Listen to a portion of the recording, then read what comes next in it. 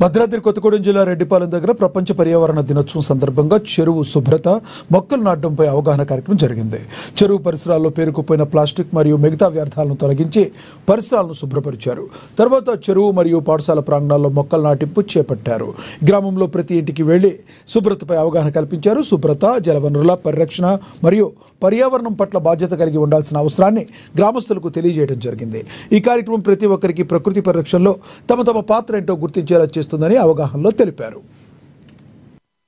కాలుష్యం మరియు ఇతర పర్యావరణ సమస్యలపై ఇతరులకు అవగాహన. ముఖ్యంగా ప్రతి ఒక్కరూ కూడా ఇందులో భాగస్వాములు కావాలా. ఎవరు ఏ ఉద్యోగం ఏ అధికారం చేస్తే కాదు, ప్రజలు కూడా అర్థం చేసుకోవాలి. ప్లాస్టిక్ వాడకం వల్ల ఎన్ని అనర్థాలు జరుగుతున్నాయి. అవి పశువులకు కావచ్చు, మానవులకు కావచ్చు. మరి క్యాన్సర్ లాంటి భూతాలు కూడా ఈ ప్లాస్టిక్ వల్ల వస్తుంది. మరి మూగజీవాలు కూడా ప్లాస్టిక్ తిని ఎంత నష్టపోతున్నామో కూడా మనందరం కూడా అర్థం చేసుకోవాలి. మరి ముఖ్యంగా యువతకు కూడా మనం ప్రతి ఒక్క తల్లిదండ్రి మరి వాళ్ళ ఇంట్లో ఉన్న ప్రతి పిల్లలకి అవగాహన కల్పించాలి. ముఖ్యంగా ప్లాస్టిక్ ఏరవేతలో కానీ, శానిటేషన్లో కానీ, ముఖ్యంగా చెట్లు అనేది ప్రధానంగా విరివిగా పెంచాలి. మరి ఎండాకాలం వచ్చినప్పుడు మనం ఎన్ని ఇబ్బందులు పడుతున్నాము.